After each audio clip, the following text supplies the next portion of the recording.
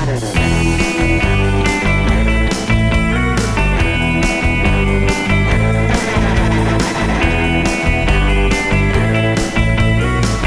kids were avid gamers or are avid gamers.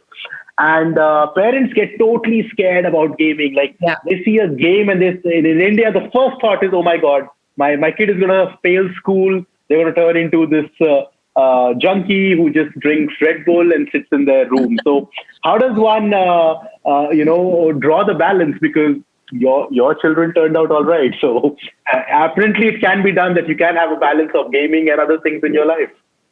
Yeah. Well, just backing up to what you said about parents being very fearful about the effects of technology and gaming and such, it's not rocket science, right? It's really, as you said, it's really parenting that we're talking about. And parenting is not easy, right? It can be very stressful for us. And we can all acknowledge that, I think.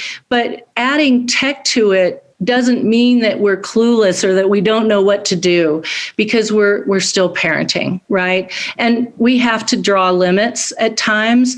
It was interesting with one of our sons who at a young age really got into a particular game and wanted to play it all the time with his friends. And after a little while, I was beginning to feel like I needed to do some regulating.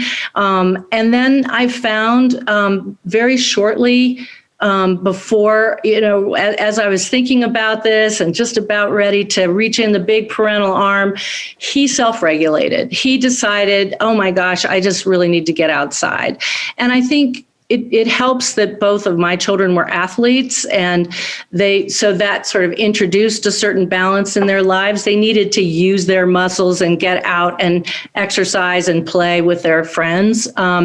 So that's a factor, and we need to look at that right now. It may not be too safe to be outside playing with friends, and so maybe this is an okay time to be playing video games with your friends, because we do know from the research that video games are, pretty much the primary way that boys socialize.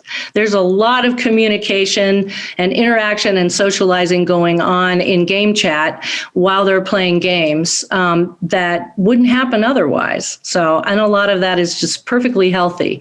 There's some trash talk, just as there would be on the cricket field or the soccer field in the United States, right? That happens, but that doesn't mean it's the end of the world and that the child is going to sort of descend into this awful place of profanity or something.